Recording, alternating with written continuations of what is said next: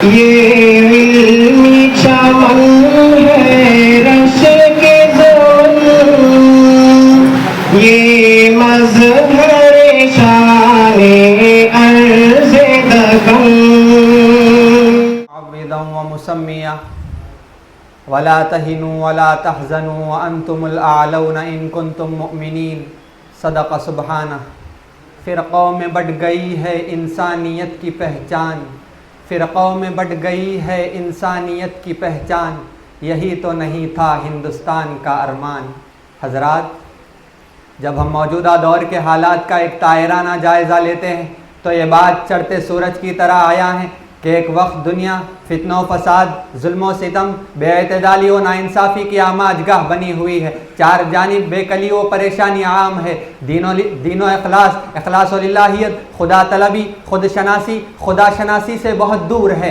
انسان کی روح مردہ ہو چکی ہے، اس کی تجارت میں ایک کا نفع اور لاکھوں کی موت پوشیدہ ہے۔ اس کے قائدین بنی آدم کا خون پیتے ہیں، اسٹیج پر آ کر انسانی مساوات اور عدالت اجتماعی کی تعلیم دیتے ہیں۔ ان پر معاد کے بجائے معاش کا تصور چھاتا جا رہا ہے۔ جہاں نظر دوڑاؤ وہاں ظالم حکمرانوں، وقت کے فرعون و نمرود، شداد و حامان کے چیلوں نے اس دور حاضر میں مظالم و ناانصافی کی داستان کھڑی کی ہے۔ ان کے مظالم کے سامنے تاتاریوں کی درندگی اور ہٹلر کی ناانصافی و ستم ظریفی بھی شرمسار ہے۔ کسی نے سچ کہا تھا، جو خواب تھے آزادی کے وہ دھندلے ہوئے، یہ ظلم و ستم کے سائے پھر گھنے ہوئے۔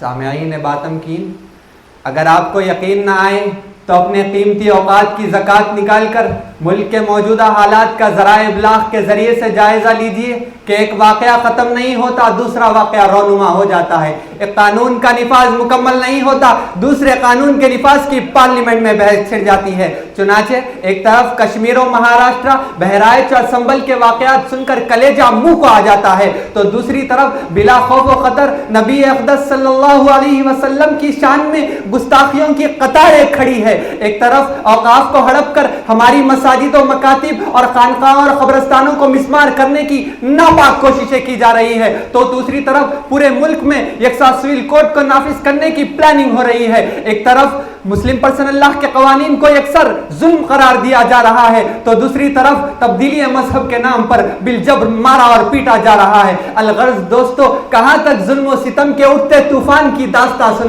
سناتا رہوں، وقت کی تنگ دامنی مجھے اجازت نہیں دیتی۔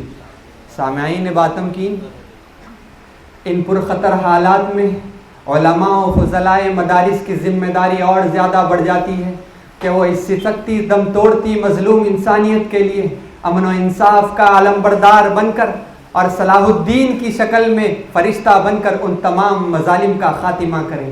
چنانچہ فرمان خدا کنتم خیر امت اخرجت للناس کے عین مطابق علماء کو اپنی عملی میدان میں اتر کر انسانیت نوازی کا درس دینا ہوگا اور علماء دین متین کو چاہیے کہ حتی یمیز الخبیث من الطیب کی روشنی میں ظلم و ناانصافی کو عوام کے سامنے اس طرح واشگاف کر دے کہ حق و باطل دو دو چار کی طرح بالکل واضح ہو جائے۔ ایسے ہی ومن احسن قولا ممن دعا الی اللہ کے اصول کے مطابق عصری تعلیمی اداروں میں پہنچ کر معرفت خداوندی اور رسالت و نبوت کے پیغامات کو امت کے نونہالوں تک واضح کرتے ہوئے ملک کی صورتحال کو بھی سامنے رکھے۔ ایسے ہی مساجد کے ممبر و محراب کو مسجد نبوی کا مکمل نمونہ بنائیں اور سوشل میڈیا کا استعمال کرتے ہوئے چھوٹے چھوٹے کلپس جس میں مسلمان پر ہونے والے مظالم اور مساجد و مقابر کے تحفظ کی بقا کا پیغام دیا جائے۔ نیز کلکم راع و کلکم مسئول عن رعیتہ کے مطابق ملک کے ہر باشندے کو ذمہ دار شہری کے اصول سمجھایا جائے اور فرمان رسول من حسن اسلام المرء ترکہ ما لا یعنی کی روشنی میں اسلام کی خوبیوں اور اوقات کا ضیاء اس عنوان پر ہر ایک سے فردن فردن ملاقات کر کے بتلائے، شاید کہ اتر جائے تیرے دل میں میری بات۔ الغرض خدارا امت محمدی موجودہ دور میں علماء کو صلاح الدین ایوبی کی شکل میں دیکھنا چاہتی ہے، اسماعیل شہید کے انتظار میں ہے، خواجہ معین الدین چشتی مجدد الفسانی امام ولی اللہ محدث کا سچا و پکا جانشین کی تلاش میں ہے۔